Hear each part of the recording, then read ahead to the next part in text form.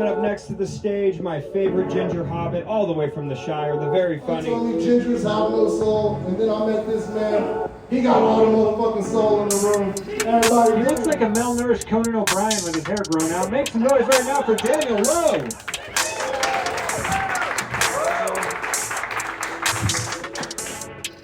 What's up and welcome, ladies and gentlemen, to the Reno Green Room Podcast, where we go behind the comedy stage and introduce you to your local comedians. I'm your host, Daniel Lowe. Our guest today, one of the most energetic comedians I've seen in person. I mean that, dude. He's an absolute killer. He's into volunteer work, some shit like that, ladies. Like, he's a great catch. He'd honestly be such a delight to have around if he didn't sweat so goddamn much. Please welcome to the show, Thor Rox. Hey everybody, how you guys doing? What's up, man? It's actually nice and cool in here, so Yeah. we might be less sweaty today. Yeah, I know. The first two guests I have on this podcast, sweatiest people I've ever known in my life. So you and Justin, dude. Oh, yeah. Oh yeah. It's cool, though. Before we get into this, everyone please go follow Thor on Instagram. Woo! It's at Glaring Room, right? Am I saying that right? At Glaring Room. Something like that. Anyways, all right. Our entire audience. Shout out to Miles back home. Woo! They want to get to know Thor Rox. So give us a little background. Where you from? Where you been? What's up? All right. Let's get into this. So I'm originally from Las Vegas. I was born and raised there up until like around 19. All right. Bounced around those schools all over the place. Lived in the middle of nowhere, even for Vegas. Have you ever seen, well, for people who know Vegas, Blue Diamond and Rainbow, behind the Blue Diamond Saloon? I was way out there, in the middle of nowhere. It took us like an hour to get to, like, the edge of Vegas. I'm not gonna lie, dude. Blue Diamond Saloon sounds like a very shady place in Vegas. That just seems like the place you go if you're trying to see some strippers, but also get some fentanyl. You know what I mean? It was where all the people from... No, I'm pretty sure there's a town of Blue Diamond, like, up the highway. Oh. And, like, that's where they would come and, get drunk and fucked up. Yeah, okay, And, yeah.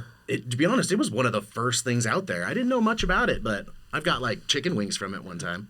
Okay, were the chicken wings good? Yeah, they were chicken wings. But it was like a strip club, though, right? It was just a bar. It was like a restaurant bar. All right. I was never in there. Sometimes people would get naked there. I hope so. Man, I'm just trying to figure out where you're from, dude. No, I'm kidding. All right, continue. My bad, man. The desert. Out in the middle. So that was that. Around 18, we got into this big spoof with selling our property. And so that was a hassle. So it took us a minute, like this off and on thing for a while.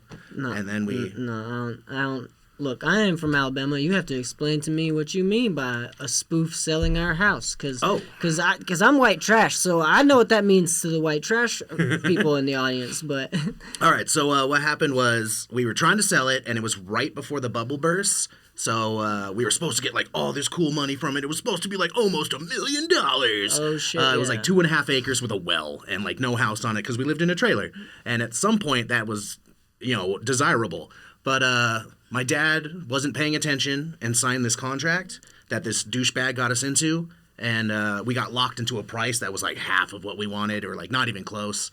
I think it was $400,000 for it. We were like, that's bullshit. And then then the housing bubble burst, and we actually got more than what we were supposed to get because everything took a dive. Yeah. And that guy ended up actually losing some money. Then he got cancer and died. But that was after we moved, though.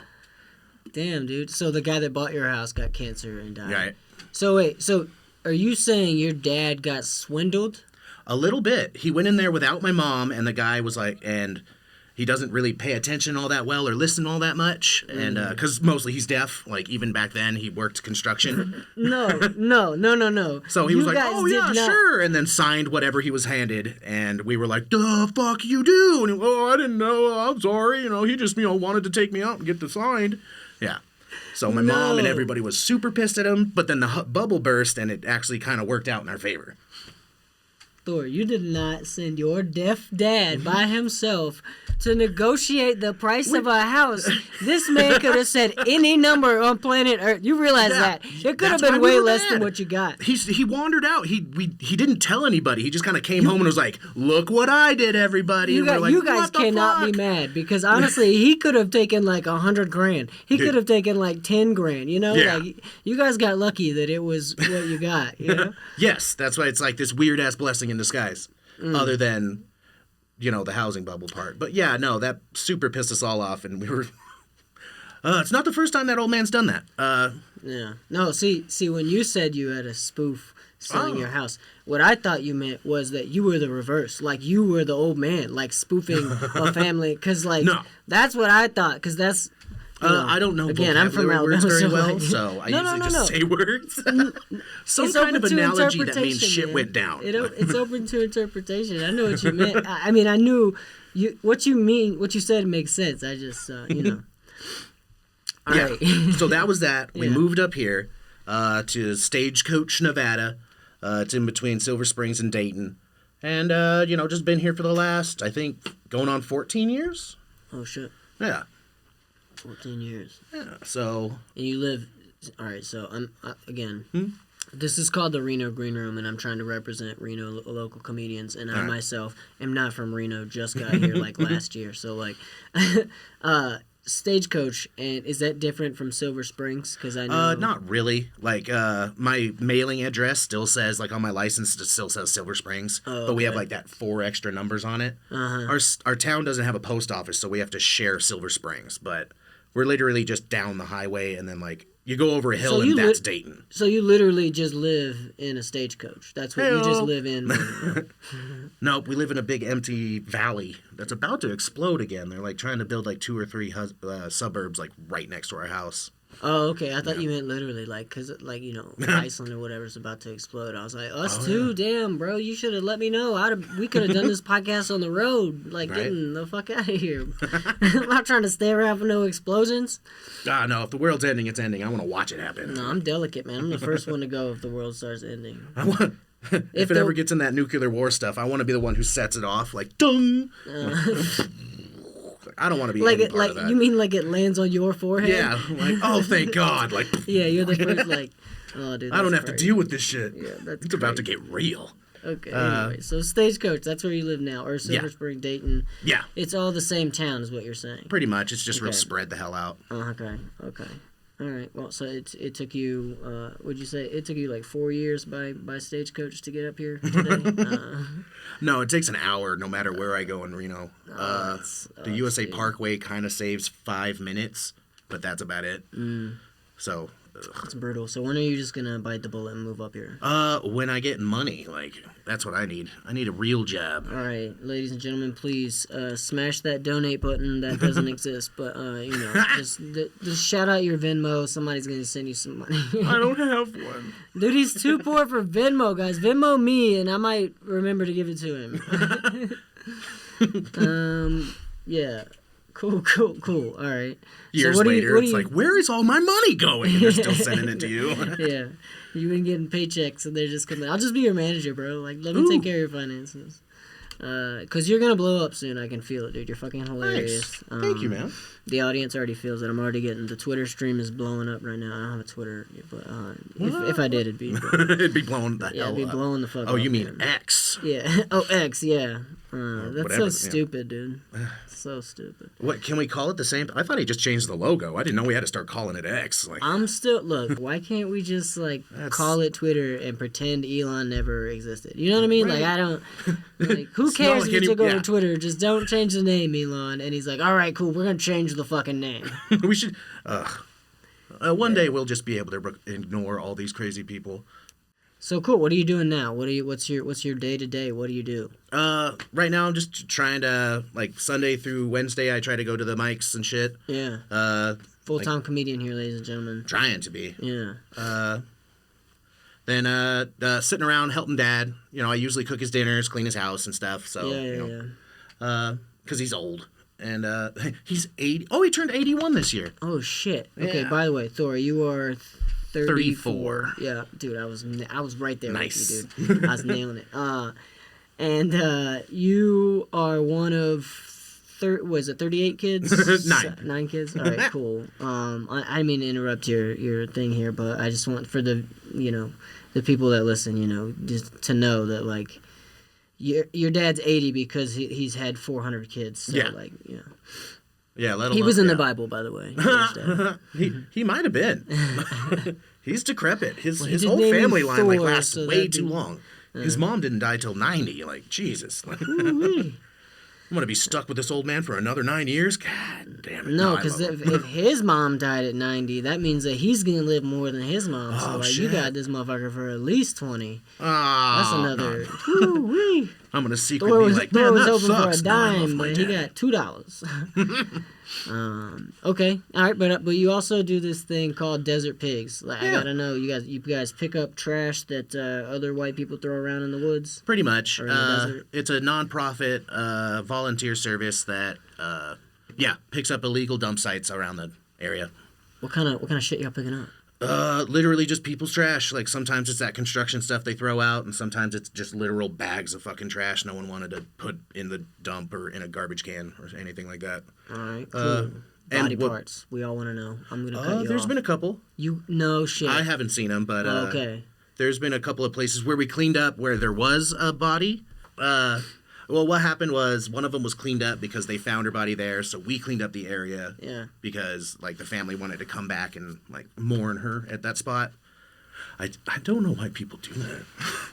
When they Bro, put if the I- crosses where their car got annihilated on the highway, it's like, that's where you want to remember your kid? All right, whatever, but... That's what I'm saying. Like, if my wife dies somewhere in Reno, I'm moving the fuck away from Reno. Right. I don't ever want to see that place again. Yeah. Like, I don't love any city, any place in the world enough that, like, if my wife dies, I want to drive by that spot every fucking Dude, day. I have one of those spots. My sister passed away right, like, down the street from our house. Oh man, I just shit on this and I'm talking about. Oh damn. Nah, Oh, she's cool. man. She's good and dead. It's been a while.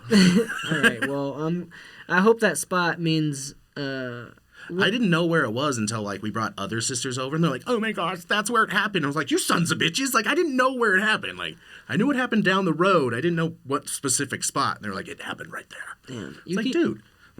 You keep saying sisters, and like you got bunches of sisters. Mm-hmm. Do you have any brothers? Yes, I have one brother, Wolf. Okay. And is He, I don't know what he works, but he's a union Sparky around here, somewhere is he around like here an in Reno. electrician or something? Yeah. Oh, so okay. Cool, man. So you guys clean up trash out in the desert. Sometimes Yeah. there's body parts. You Yeah. haven't gotten any hands-on experience though. Yeah. I think there was at least one story, and then the other ones were like we cleaned up shitty spots. Do you want to hear a really gross ass story? We just got finished cleaning it up, by the way, so it's gone. Yeah, let's hear that gross ass story, ladies and gentlemen. It's gonna be brutal. Because if Thor says it's gross, it's gross. Yeah. So it's over in Minden. It's at the end of I think it's like Somerset, or like they have really good trails out there in Minden. But when you go way out there, we went all the way out there 11 miles because it was this mega dump. And pretty much there was like hella piles of like literal dump, like pickup truck sized, just shoved out of trucks. It's all over just spotted all over the place. And then there was these 3 abandoned trailers just full of trash. So the first time we went there, we cleaned it up. We got halfway through it, and then someone found a filing cabinet, popped it open because, it's like, ooh, a locked filing cabinet. What's this about? Right. We opened it up, and it was a bunch of kitty Corn. So we had to stop. I wasn't at that one. I knew better. Yeah. But we were... Never return to the scene of a crime, Thor. You're smart. Right, exactly. But Phil Woolley, the guy who created it and does Desert Pigs, got the authorities out there. They cleaned up the area, made sure they knew who it was, and apparently that guy's still in prison for the same gross shit. So Okay. yeah, that's the guy who owned all those trailers. It was a gross guy. So we cleaned all that up, and now it's gone. So hooray! Dude, to me, it sounds like the police catch these people doing gross shit, and then they're like, hey, you guys come clean up all their shit. Yeah, that was fun. Well, they did take all the gross stuff, but they didn't clean up anything else. It was like, we're not picking up his trash. Man, It's they like, should have paid you guys. That's all right. Well, you guys should have asked. It's a nonprofit. They should have donated a reward. What is this? right? I don't know. Actually, and the funny thing is when Phil was trying to get the authorities, they kept bouncing it around to different precincts. Like, no one wanted to take charge of it. Oh, yeah. And then he finally got the FBI and someone in Carson to finally come out there and do what they needed to do. So we dragged him out of there. That was fun. We drug 2 abandoned trailers full of shit just 11 miles down this dirt road. One of them didn't even have tires on one side, so it was just clanking and falling apart. We had like 4 trucks following us, picking up everything that fell off.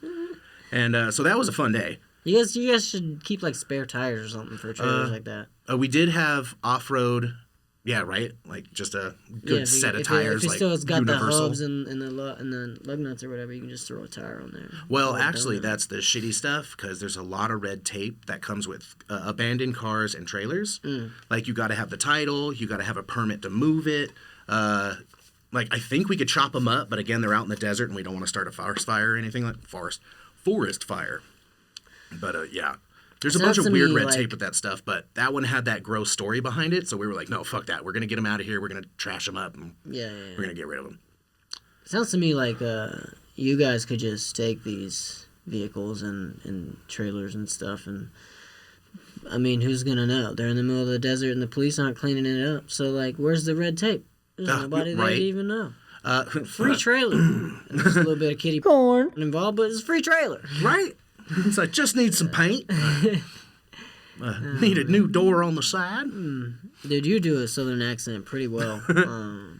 A lot of people try and do southern accents, and Ooh, why, thank you. yeah, I'm a good judge, man. I don't like to do them because I lost my southern accent as best I could up to this point. Just because people assume, you know. I have that joke about, like, people assume I'm a racist, but, like, that's not, like, people do. They're like, yeah, okay, and, you know, and then everyone always especially when you get to them big shitties. Yeah.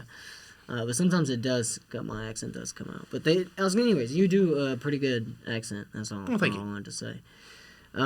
Yeah, all right, so you have, I'm going to describe you for our ladies listeners. Ooh. Leaning close, ladies. How you doing? We're just gonna breathe into the microphone. Damn, this would have been good time to have Justin here. He can just. Right.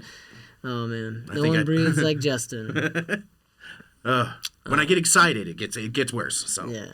I'm a good second on that one. But no, Thor, red hair, beautiful red, brown hair, ginger skin, just like me. He looks like me, but cooler and, like, you know, bigger, stockier guy. But he has these magnificent mutton chops that everyone wants to know about. And so let's hear about it. What's the story with the mutton chops?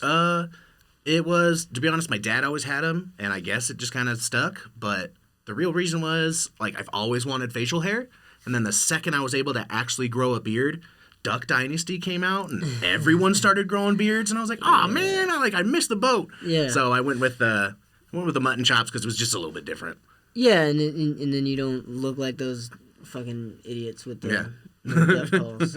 I grew up I was in the South, and I was there when Duck Dynasty blew up. I lived about 2.5, 3 hours from New Orleans, so like around the same to where Duck Dynasty people were, and like people were going nuts, man. Yeah. It was everywhere. That was Halloween costumes. It was pictures. The easiest Halloween cakes, costumes. and it was like camo jacket, beard. and you can get a little duck call for $5 from Walmart. And and there they are making more money. Like, damn it, because isn't that why they made all their money? They made duck calls. And stuff? They made duck calls, and then genius. Whoever it was, I don't remember. It was like History Channel or something. I don't know. Whoever picked them up, they're fucking geniuses. Cause right. The rednecks were in love with that shit, and then they just kind of kept that style and never got rid of it. It's time to say R.I.P. to Duck Dynasty style, I think. Yeah. Mutton chops all the way, right, Thor? Hell yeah. Yeah. I can't grow. You can try. You can have a wispy one. No. What I'm telling you, like this is it. Oh shit. This right here gets longer and stringier, and then this right here does not come in. Just like sprouts. I'm a little teenage boy, but like it's like my body was going through puberty, you know, and then it just decided to, like, if puberty was a marathon, my body hit like mile 3 and was like, nah, I'm done, bro. I think I'm. Let's head to the house and get some Doritos or something, you know, like that's where my body stayed. Yeah, this didn't come in until like my late 20s, by the way. Oh yeah. Like I could get it like down to here, like maybe right at the jawline, but nothing else. Now you're a full grown man. Right. Now you're a full grown man. Yeah. I like it, man. I'm jealous because like I don't know if you've seen The Hunger Games, that movie. No. Damn. Well, anyways, one of the guys in there has a beard that's like shaved and it's got like it almost like flames. Ooh. And it's like shaped like that. So fucking cool. Yeah. And that's why I want to grow. I would be that douchebag that had it. If I could grow like a beard like consistent like that, I would do that. Just mine doesn't really like, it doesn't come in. It's curly and like real coarse. So like when I try to like do the whole like lines and cool stuff and shape it, it never works. It just looks like fluffy. Yeah. They just look like woolly mutton chops, and I can't get them to do anything cooler. Damn. That's, you know what, that's so funny because my brother has the exact same beard as you, or at least it looks like it from the appearances, and his just grows to like stereotypical leprechaun point, like that's it. His beard, it makes him look more, and he's Irish and he's got red hair like me, even though he's bald now, but you know it's so he looks like a leprechaun. He's got the fat little belly and everything. So I'm like, God, you can't at least like you shape that thing up or something, like distract yourself. People are from the looking. Stereotype. Yeah, like. I can't take you anywhere. Yeah, so that's why I moved away from home, as my brother looks like a leprechaun. I can't stand it anymore, Alan. So, yeah, all right. So you devote a lot of your time to comedy and cleaning up other people's shit, and sometimes kitty porn. Empty your pockets. All right, let's go. No, I'm kidding. And then why don't you take a seat? Oh no! You haven't been in comedy long. You've been in. I started in March. The end of March this year, 2023. Yeah. Wow.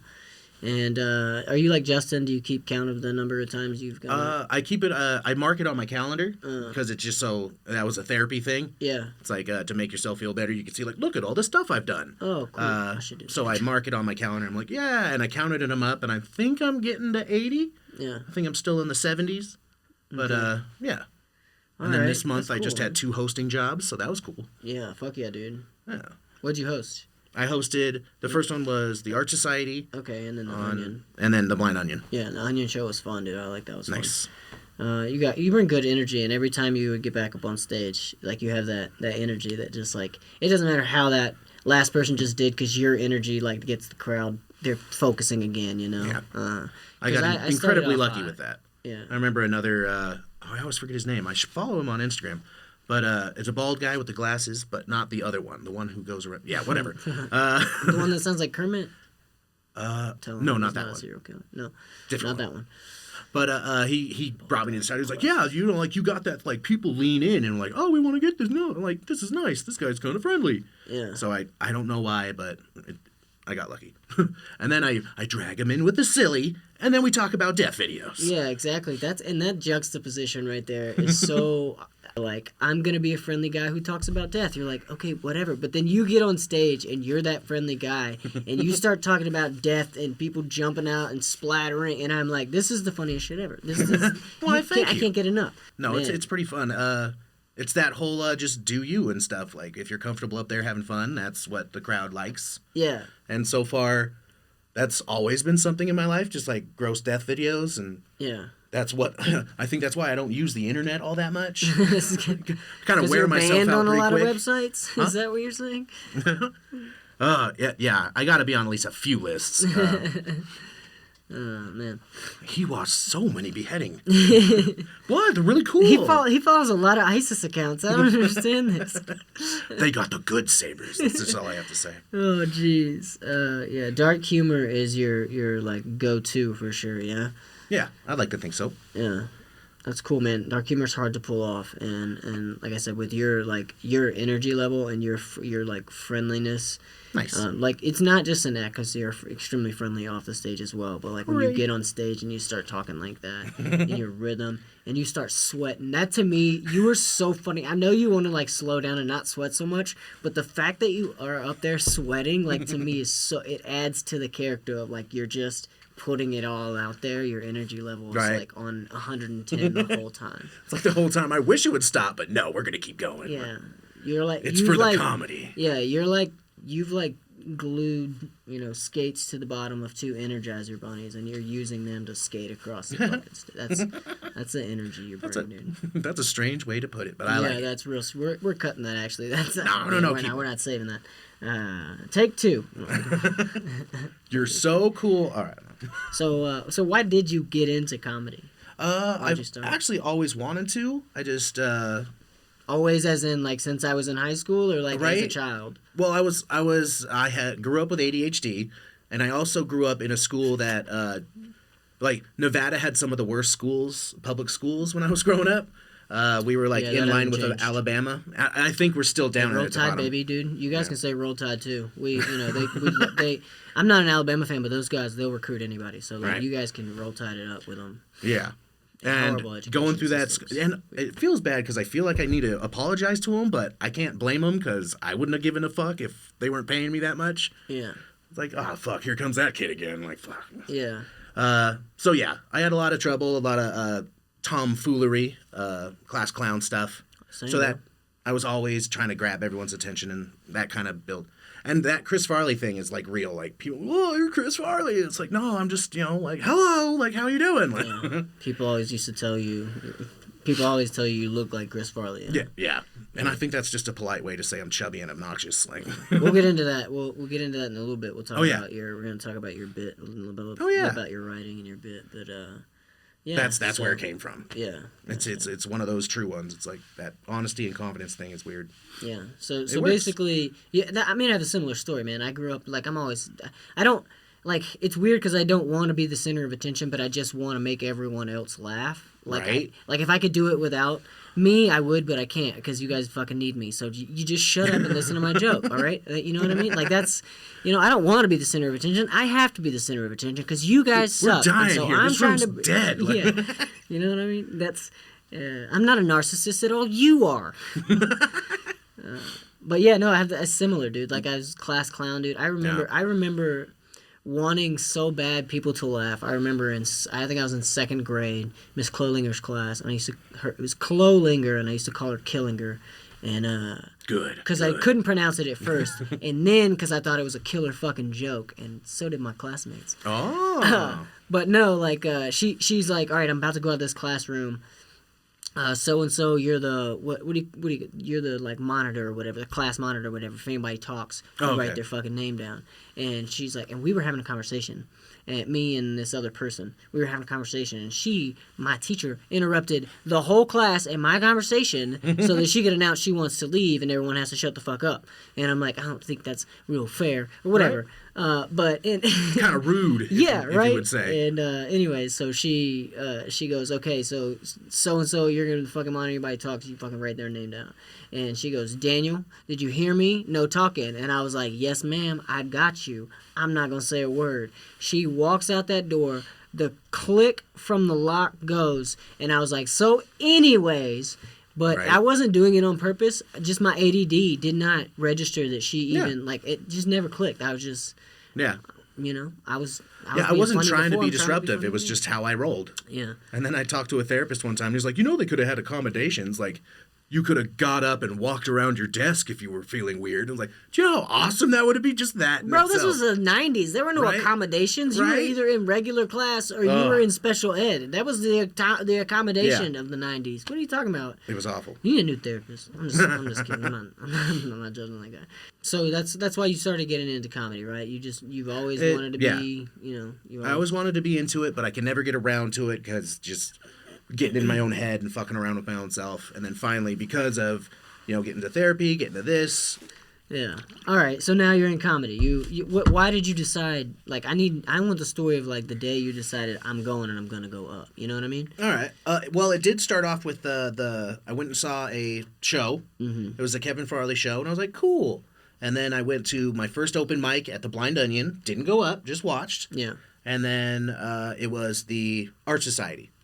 And I went up, and I was like, fuck it, I just need to do it. It was one of those things where if I thought too hard on it, I would have kept constantly telling myself not to do it. Yeah. So I was kind of just like brain dead, like, just do this. Like, you have this, you have a set, like, go up there.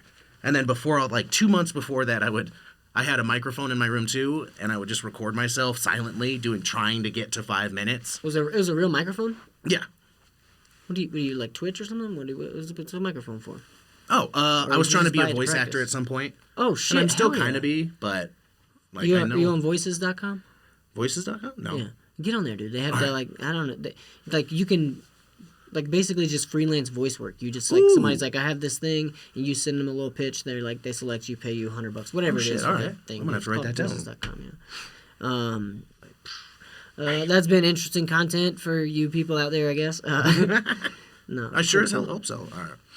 No, I love you guys. So the Arts Society, your first set was there. Yeah. And we're in the big room at that point, right? Yes. Right. Okay. That was before we got kicked out. I'm trying to remember if I was there for your first time. The first time I ever went up, I did my my shit myself story, shit myself in high school story. Like, cause I was like, you can't go wrong with a good shit yourself story. And I was like, it's my first time, so let's just tell a shit myself story, and it went pretty well. And they're like, wow, that was your first time, cool. Oh, and I was like, cool. Yeah. I feel like I was there, but because you leave such an impression, like you really do, and like people. You leave that impression on the audience that they're like, yeah, that guy's... I don't know how it's happening. I am incredibly lucky for it. Yeah, well, hey, ride the high, dude. Ride the high as far as you can. Yeah. I think that's why comedian kept coming up. It's like, you know what? Fuck it. I am going to try today.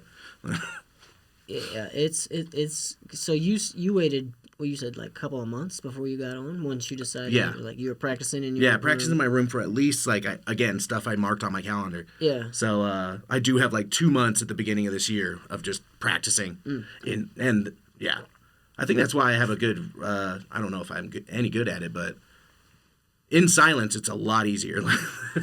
It's not easier, but you could still get your set out there. And, like, when you wait for... I think it's just because I talk to myself alone a lot. Dude, I'm the same way. There are bits that, like, I want to run, and I'll sit down on my laptop and I'll try and write it. You know what I mean? And I can't do it for some reason. Like, it's basic and it's kind of dumb. So I'm like, all right, whatever. So I'll literally just stand or walk around a little circle in my house or whatever and just talk about it. And I'll get some of the best material that way. Yeah. Just... talking to myself as if I'm on stage, like I'm just pretending I'm on stage, right? And then I'm even pretending to hold a microphone, and I just talk, and like sometimes I get like real good stuff from it. Yeah, so that's the same thing I do. I get real high, pace around in my room with my headphones on. Yeah, dude. And same. I could just go off, and then sometimes I make myself, and then whenever I'm like, oh, so like I made myself laugh. Oh, I'll try to get the gist of it because I don't want to mess up the flow. Yeah. That's what I try and record if I'm gonna do it, just in case I do forget something. But as soon as I am done, like fooling with that bit, I'll get on and I'll start writing. Yeah. Sometimes I'm really lazy, dude. I'll do that, but I won't get up. I'll sit on my like couch. It'll be like early in the morning. And I'll be high. I'll like, get up, walk my dogs, get high, come in, sit down, and like with my laptop and just start like writing. But I'll get to that point. I'm like, all right, I got to talk this out. So I'll just pretend. I'll sit there in front of my laptop, laying on my couch, like pretending I'm on stage, doing that shit. Right. And that's a fun way to write, just being real lazy and high at the same time. Right. Which I'm sure every comedian fucking will say that. No, you should get high and write. Yeah. There are times where it doesn't help, and I just get. I mean, it's very situational. Most of the time, I don't like to write high. There's a bunch of jokes I did not write. I was like, oh, that was hilarious, and then got high because I was high. I just kept going with it. Yeah. And then you get to the end where you get an even funnier joke, and you're like, yeah, how did it start? Yeah. Oh, fuck. Yeah. The worst is when I'm in the car because I think really well in the car, especially if I'm going for like a 20 to 20 plus minute drive. Like I think really well in the car, and which is weird because I fucking hate driving. Dude. But I'll get in there and I'll start thinking of a good thing. And by the time I get to where I'm going, I have forgotten where I started and what was so great about it. And it's such right, and it's nothing without the beginning. It's like, it needs that lead in. That's what made it funny. Yeah. Why can't I remember that part? Yeah. Oh my gosh, yeah. I've done that a bunch of times. And then I'll still try and write that down and be like, one day it'll come to me. Yeah, for sure. I have like 4 or 5 jokes where I'm like, what the hell is this? Yeah, I have plenty. So how do you keep notes? Do you keep notes of your premises? What do you do here? I got a notebook in my room. And then now I've just started using like the Notes app on your phone when I'm out and about. Yeah. Usually it's when I'm talking to people. They're like, they're like, oh, you should write that down. I'm like, oh crap, yeah, I should write that down. Other people writing your sets for you. Right? Well, yeah. No. We're sitting there talking. I make them laugh. And they're like, oh, is that part of your bit? And I'm like, oh, it should be, though. Yeah, oh my gosh. Yeah. Yeah. That's the best way to riffing. Oh. I love a good riff with comedians, you know. I gotta get. We're still practicing. I still try to I have a thing right before I go up. I try to go over to my head the day of. Yeah. All right, I'm gonna do that bit. Then I'm gonna do this one. Then it's gonna be that. Yeah. And then I'll probably get the light or whatever. But yeah. So I try to practice that. So riffing is yeah. We're getting there. We're getting there. Okay. I think I've done it a couple times. So you don't do a lot of crowd work, yeah? Not yet. It's kind of nerve-wracking, man. I don't ever try to do crowd work. It just kind of happens, you know? Like right. if I do it organically, and if I start something that I realize the crowd's eating up, I'll engage with them that way. But I don't ever. I'm too nervous to try crowd work, you know? Yeah, it's still terrifying for me. Yeah. I did try it a couple times because of the hosting. It's like when you're the host, you gotta, you gotta interact with them. I tried it, and I think it worked. I was like, oh, you're on a date? Oh, that's cool. All right, so beheading videos. That's the shift you want, dude. You guys are on a date? That's cute. Now, ISIS was doing this thing the other day. I got the video. You want to watch now? Oh, they blocked it. Damn it. I feel like we are so close to you just actually showing a video on stage as part of a PowerPoint presentation. Ooh, if we had a projector. Yeah, you see, this is bad camera work.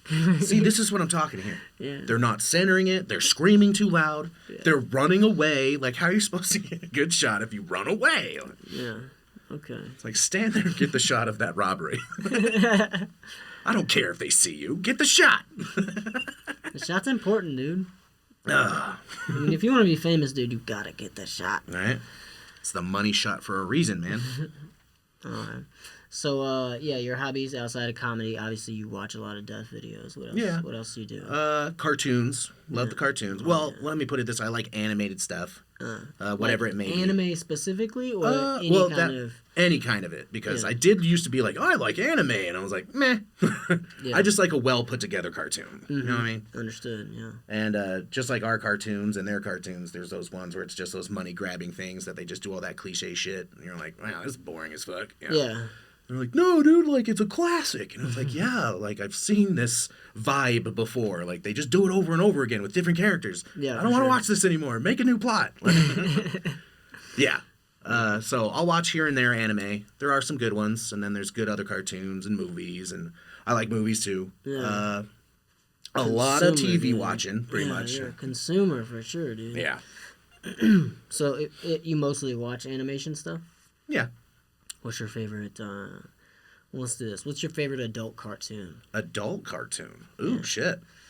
Anything from OG, like The Simpsons, I used to watch the Morty, fucking and Simpsons. What's that? I used to watch the fuck out of The Simpsons when we were little. The whole family used to be like, it'd piss off Mom and Dad because we could redo a whole episode. We'd all do the lines from it, and they would just be yelling. Because it would be an inappropriate thing, and Mom would be just like, quit it! Yeah, my mom hated The Simpsons, and she would not let us watch it if she was around, but... my dad was conveniently, kind of we like watched it a that. lot. We got to watch, whatever we wanted, but he would stand in the back and be like, you kids, what if someone tried that these days? They're teaching kids wrong. It's like, no one's, it's The Simpsons. If you do it, you're the idiot. We were old enough and wise enough to be like, no, this is a cartoon. They're over-exaggerating stupid people, but we get it. We're not going to try this stuff. The Simpsons, man, that was my shit. I used to watch that religiously. Yes. Yep. Futurama, I love that shit too. Oh, you love Futurama? Yeah. Okay. So I used to love Futurama too. My family didn't really care for my brother. I say my family, but it was when I was living with my brother. We were kids, and so he didn't really care for Futurama as much as I did. Mm-hmm. So I didn't get to watch it as often. But I thought it was really funny. I try and watch it back now, and I'm like, it's not sticking for me like it was when I was a kid. It was the first couple of seasons. The new ones I don't really like, and I heard there's a whole new season on Hulu. And I was like, no thanks. Like, the last season wasn't all that great, so I kind of fell out of it. But, like, the first couple of seasons were, like, their bread and butter. Yeah, for sure, And then, then show got full of itself, or it got canceled the first time. A lot of times cancel a show first time, don't bring it back. Like, it's got to be done. Okay. Like, make something new. Yeah. That's what I was getting kind of... And now are they still making Simpsons? Like, I feel bad for the Simpsons now. Like, I grew up on it, but I can't watch them anymore. I can't. I tried to watch one because I got high in the middle of the night. And this is several months ago.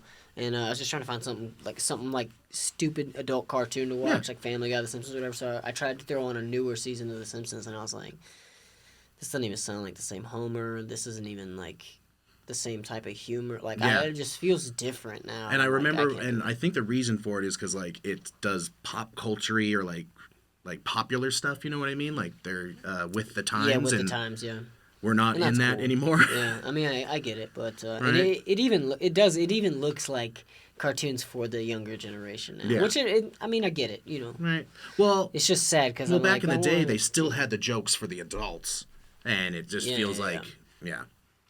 Yeah, it feels like it doesn't push the envelope as much as it did back then, and that's why we liked it because we knew what they were saying as kids. We were kids. We were like, we know what they're saying. Yeah. You know, and that's why we knew our parents didn't want us to watch it, and like it was funny. But like I feel like if I would not mind my kid watching, I'd be like, whatever, that's a stupid show, whatever. Right. You know? Well, I think that's what's going on with all this craziness and this internet stuff is there's too much stuff that the parents can't, like, sit there and describe it like, oh, no, see, that's just crazy shit on the internet. Like, you shouldn't be watching that. Like, oh, thanks, Dad.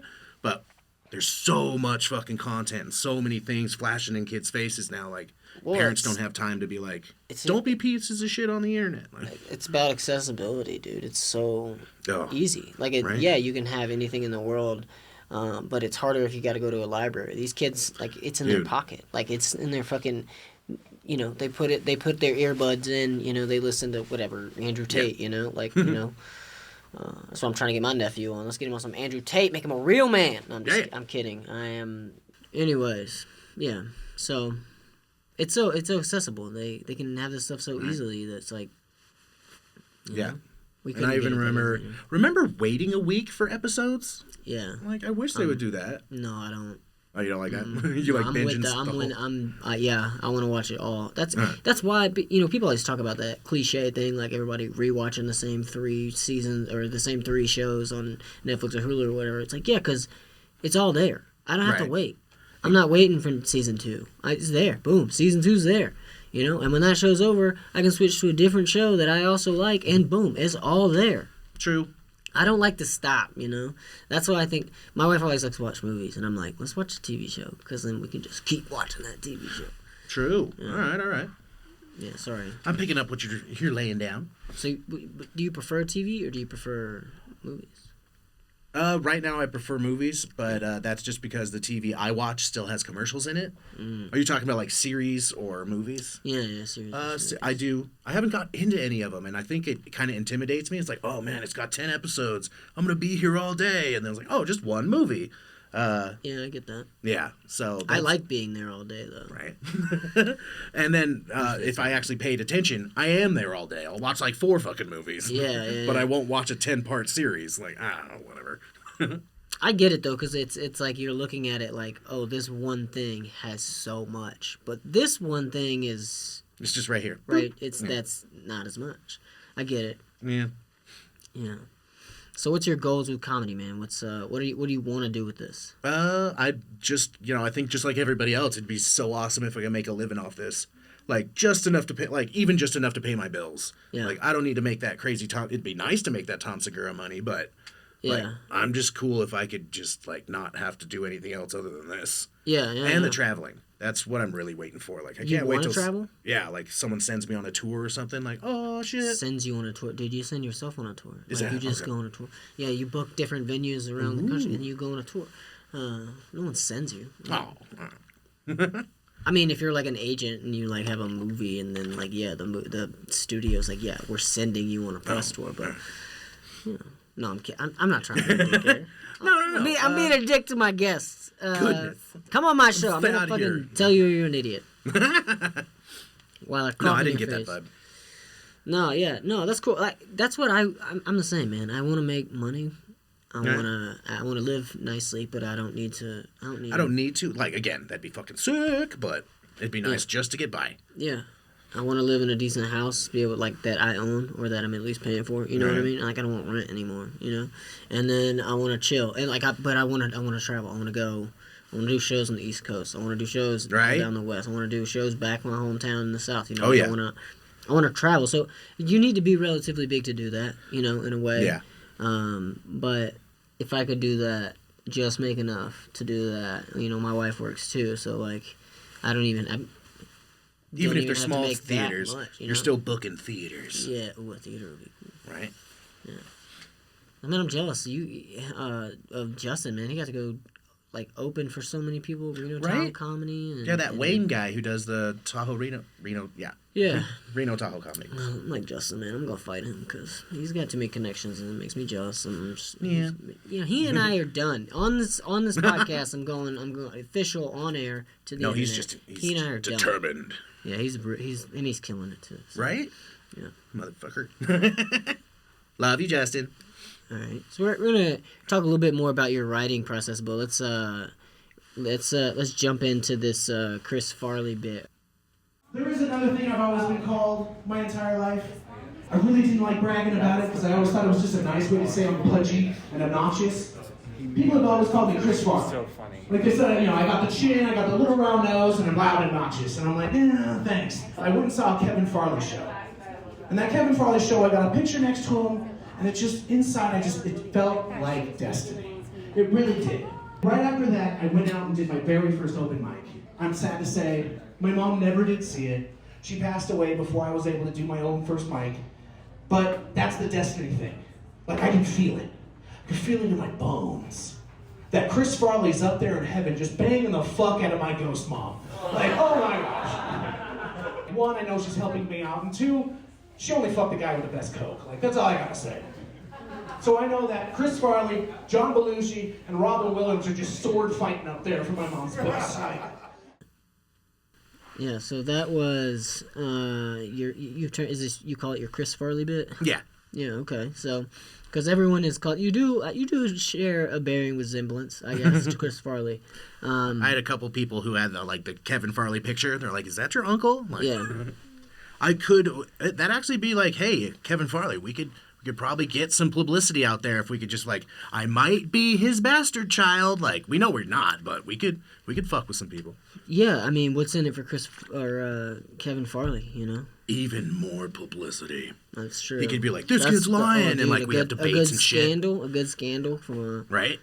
Yeah, hell yeah, dude. The comedy world needs a good scandal. We haven't had enough lately. No. So talk to me about coming up with that bit. That's something you have been doing from the beginning. What? It came up. Oh, where did that one come up? But yeah, that one was a little bit organic. Because I always had it kind of came with the Wolverine thing where it's like, this is what I feel like I look like. Yeah. And I was like, oh, hey, there's, I've always been bugged about the Kevin Farley or the Chris Farley thing. So somehow make that a bit. And I think it really did come from when I put that, I put a thing on Instagram of after seeing his show.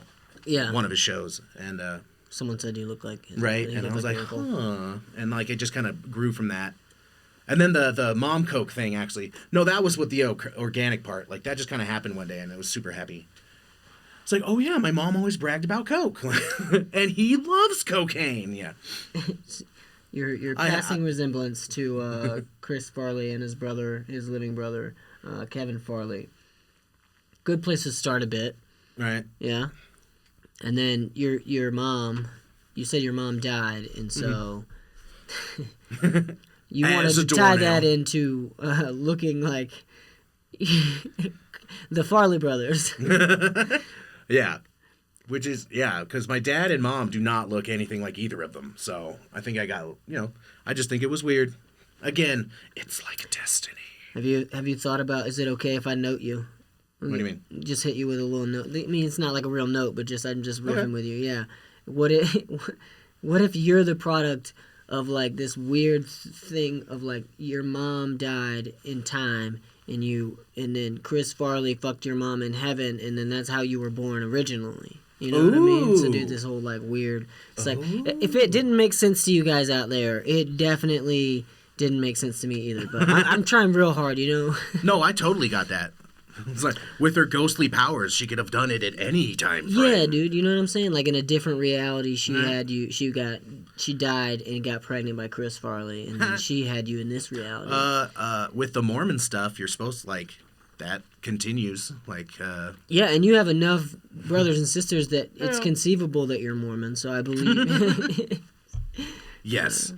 But that is like you get your own planet. Like I remember Bryant said that, and I was like, "Oh yeah, you get your own planet." Yeah, but hey, they're probably banging up there on that planet. Your mom, Chris Farley, Kevin Farley too. It's a threesome. They're just up there plowing it away on their Mormon planet. No, Kevin Farley's still alive. He doesn't get to enjoy the ghost fucking. All right, well, I'm going to hold off on posting this podcast until he's dead, just so I have to correct myself. It's all right. It's going to happen soon. You heard that, Kevin Farley? Your baby nephew is coming for you. Coming for that fame. Yeah, I think that was the first time. It might not have been the first time I heard it, but I think it was the first time I heard that joke on stage when you did it Sunday night. And I like it because it's a long setup. You know, you get that going with the whole... People call me Chris Farley, you know, and I think it's because, you know, whatever. And then you got to wait, and then, boom, the payoff is so nice. Because of the dead mom. But I do still got to work on the beginning because I'm still kind of, like, every time I do it, I still kind of fumble at the start. Yeah, that's I really got to get it set and stuff. I got to get a bunch of these still set. That's kind of why I thought of doing this set in this little segment in the podcast, like making you explain your joke. Because, like, now you get to riff, now you get to talk about the joke, and now you get to think about ways to improve the joke. You know what I mean? Oh, thanks for the help, buddy. Yeah, well, I mean, it's also to show our listeners that, like, you know, this isn't so fucking easy because, you know, we have killer jokes that sometimes take a really long time to get funny. They have levels and stuff. It's like at first I got a chuckle, and then there's the funny, yeah. And you can never depend on an open mic chuckle because sometimes it's just the comedians that are laughing at you. Yeah, you got to make eye contact with the new people. Yeah. But if you can get the other comedians to laugh, that's also a good thing. Yeah. Not like actually laugh, not a pity laugh. Gotcha. One of my first therapists, he was actually a wannabe comedian. He did it for a whole year. Yeah. Like, did shows and actually went to different towns and stuff. Yeah. But once that year came up, and he was like, nah, fuck this, I'm going to go back. And he became a therapist. Oh, nice. So he was my first therapist for a while. And he was like, yeah, you take everybody's advice with a grain of salt. Like, because being you on stage is what makes it. Yeah, you have to sell yourself. Yeah. 100% of the time. Like, once the audience knows you're comfortable up there and you have the confidence and now you're, like, commanding the room, like, it just, yeah. It's like that works real well. Have you had that feeling yet of, like, your complete comfort? Like, you're in control, I'm good, like, I'm ready? Not yet. Whatever. There's been a bunch of times where, like, even with that really good show, I came down and I was like, did I do good? Yeah, it's like, were they laughing? Mm-hmm. Yeah. So there's still a disconnect between me and the audience. Yeah. I remember when I got that feeling. I'm not saying this is like a feeling everybody gets, but I do remember specifically when I was in Biloxi, Mississippi. I was doing this little shitty bar Tuesday show. So much fun, by the way. I don't remember the name of it, but anyways, I remember being on stage, and the first minute, like, I was doing well. Like, I was like, you know, people were laughing. It wasn't a kill it or anything, but I was doing well. And then I remember just completely relaxing, and, like, I didn't care. Like, not that I didn't care, but, like, I didn't feel any nerves or any stress at all. And it was almost like I just kind of sat back into the stage and, like, murdered after that. Right. Oh. That feeling is what I've been chasing, because that was the most comfortable I've ever been on the stage. Nice. And it was pure comfort. Like, it was like I belonged there. And they felt it too, and that's why it was a sick ass set. Because, I mean, my jokes then weren't great. You know, I've gotten a lot better, and yeah, Sunday was it was a crowd. Yeah. Right. What's your favorite mic? They were laughing a little bit. What? What's your favorite mic to do? My favorite mic to do. Yeah, around town. Well, I gotta say it's probably the Arch, just because it's got the room and it feels the most like oh, this is comedy. Yeah. Because you're in a different room and not like staring at the bar. Yeah. A lot of the other ones you could see the bar. It's in The Arch used to be like in that one room, like not in the big room, in the main bar room. Right. Yeah, and there was one time it was like a bookshelf turned over on his side, on his back, or on his face, and then you stood on the back of it, and like, that was the stage. And I think that was where I got my start too. And they had that little bitty stage like that, and I was like, dude, this is we're getting real intimate, guys. I'm tasting your little margarita, lady, at the front, like, you know what I mean? It was real close. I could smell the salts. But yeah, I love the Arch, but I've never done well there. Oh. I won't say never. I do well there occasionally, but like, there's just something about, like, I don't know. Maybe I don't know the audiences that come out to the Arch. Maybe they don't like me. The like upper middle class people that go to Midtown or whatever. Maybe they don't like me or whatever. But I can't figure it out like consistently enough to like do it. But I love going there. It's a fun room. It is the best room. As far as like, you know, how much space there is. There's like those decorations and stuff too. Yeah, so it makes we need it to get new fun. decorations now. Yeah. We lost them all. It's kind of shitty. Yeah. Yeah. All right. Well, we are coming near the end of this shindig we're doing here. Oh, yeah? Sweet. What kind of projects are you working on? What are you doing? What are you trying to do? I know you're just working away and hauling trash, but what kind of comedy products you're doing? What are you working on? I'm trying to button down these jokes. I think that's what I'm just trying to go out there and practice. So it gets all the jokes get set in stone, so that I could really rely on them. Get enough material to where I could comfortably do a 5 or a 10. Like I think you don't feel like you have a 5 or a 10 right now. I have a decent 5. Like I got a good 5, but a 10, I feel like I still need to stretch it. I haven't practiced a lot of 10s, so I'm not sure. I know I gotta have enough material to do 10. All right. You have enough to do 10, Thor. Right. I've seen you enough to know that you have enough to do 10. You just gotta kind of advocate for yourself, which I need to do myself. But I'm like, because you should be on more shows, and I feel like people are hesitant to like just, and a lot of times the people that book these shows don't really pay attention to like who isn't on shows. They just pay attention to like, I just need to book this show, you know? Yeah. So I need like, to fill these spots real quick. Sometimes you just got to put yourself in front of them in a way that's like, hey, book me, you know? Yeah. You have the material and you have the can do. You got into this because your therapist pointed a gun at your head and said, you got to do comedy or I'm going to kill you, or something like that. Pretty much. I'm really good at listening. What are you gonna tell someone else who is thinking about trying comedy, dude? Give me some advice for people thinking about maybe coming. If they want to go up there, it's the first one.